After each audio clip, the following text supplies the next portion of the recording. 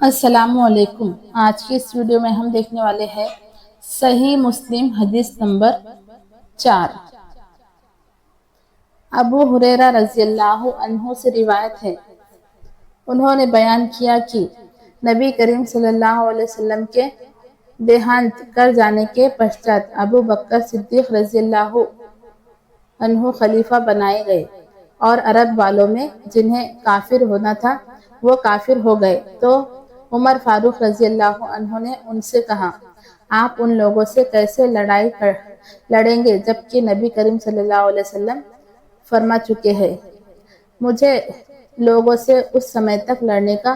آدیش دیا گیا ہے جب تک وہ لا الہ الا اللہ کا اقرار نہ کر لے، پھر جس نے لا الہ الا اللہ سویکار کر لیا تو اس نے اپنے جان مال کو سرکشت کر لیا، مگر یہ کہ کسی پر اتیاچار کیا ہو جیسے ہتیا اتوا بلاತ್ಕಾರ تھا، اس کا بدلہ اس سے لیا جائے گا، اور اس کا حساب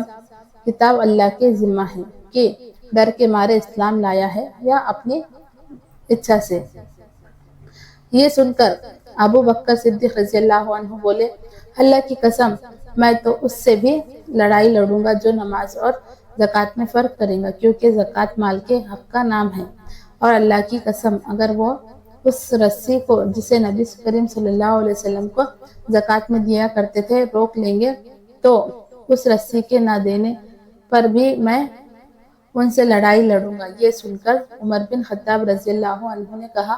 یہ سن کر میرے دل میں جو کچھ سنکوچ تھا سب سماپت ہو گیا، اور پورا وشواس ہو گیا کہ جہاد کے لیے اللہ پاک نے ابو بکر کا سینہ کھول دیا ہے، اور مجھے بھی یقین ہو گیا کہ یہ حق ہے۔ حدیث نمبر 5۔ عبداللہ بن عمر بن خطاب رضی اللہ عنہ سے روایت ہے کہ نبی کریم صلی اللہ علیہ وسلم نے فرمایا، مجھے اس سمے تک لوگوں سے جہاد کرنے کا حکم دیا گیا ہے جب تک لوگ لا الہ الا اللہ محمد رسول اللہ کی گواہی نہ دیں، نماز نہ پڑھیں اور زکوٰۃ نہ دیں۔ پھر جب یہ سب کرنے لگے تو انہوں نے اپنے جان مال کو مجھ سے سرکشت کر لیا، لیکن اگر کسی اپرادھ کے ناطے اس کے اوپر کسی کا حق بنتا ہے تو بدلے میں اس سے بدلہ لیا جائے گا، اور ان کا حساب کتاب اللہ کے ذمہ ہے۔ حدیث نمبر 6۔ مقداد بن اسود رضی اللہ عنہ سے روایت ہے، انہوں نے بیان کیا کہ میں نے کہا، اے اللہ کے سندیشٹا، میں ایک کافر سے بھی بھیڑ گیا تو اس نے لڑائی کے درمیان میرا ایک ہاتھ کاٹ دیا، پھر کسی پیڑ کے آڑ لے کر مجھ سے بچنے لگا اور کہنے لگا، اسلمت للہ، میں اللہ پر اسلام میں آیا، تو کیا اس کے یہ واقعے کہہ دینے کے باوجود بھی میں اسے قتل کر سکتا ہوں؟ آپ نے فرمایا، اسے مت قتل کرنا۔ میں نے کہا، اے اللہ کے سندیشٹا، اس نے جو میرا ہاتھ کاٹ ڈالا پھر جان بچانے کے لیے ایسا کہا، پھر بھی نہ قتل کروں؟ آپ نے فرمایا، پھر بھی نہ قتل کرنا، کیونکہ اگر تم نے اسے قتل کر ڈالا تو وہ تم جیسا ہو جائے گا جیسے تم اس کے قتل سے پہلے مومن تھے، اور تم اس جیسے ہو جاؤ گے جیسا وہ کلمہ پڑھنے سے پہلے کافر تھا۔ حدیث نمبر 7۔ اسامہ بن زید رضی اللہ عنہ سے روایت ہے، انہوں نے بیان کیا کہ اے مرتبہ نبی کریم صلی اللہ علیہ وسلم نے ہمیں جہاد پر روانہ کیا جس میں آپ سوئے نہیں شریک تھے، چنانچہ صبح ہوتے ہی قبیلہ جہینہ کی ایک شاخ حرکات سے ہمارا مقابلہ ہو گیا۔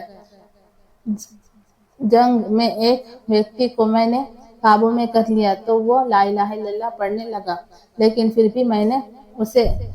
بچھی مار کر ہلاک کر دیا۔ بعد میں اس کی ہتیا کو لے کر مجھے تردد ہوا کہ کلمہ پڑھ لینے کے بعد اس کی ہتیا درست نہ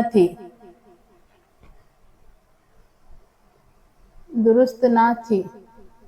جب میں نے یہ گھٹنا آپ کے سامنے بیان کی تو آپ نے فرمایا، کیا اس کے لا الہ الا اللہ کہنے کے باوجود اسے مار ڈالا؟ میں نے کہا، اے اللہ کے رسول، اس نے تو ہتیا کے ڈر سے کلمہ پڑھا تھا۔ آپ نے فرمایا، کیا تم نے اس کا دل چیر کر دیکھ لیا تھا کہ اس نے ڈر کے مارے پڑا تھا۔ پھر آپ بار بار یہی فرماتے رہے کہ اس کے کلمے پڑھ لینے کے باوجود بھی اس کی ہتیا کر دی، یہاں تک کہ میں اپنے دل میں سوچنے لگا کہ کاش میں اس کے قتل کر دینے کے بعد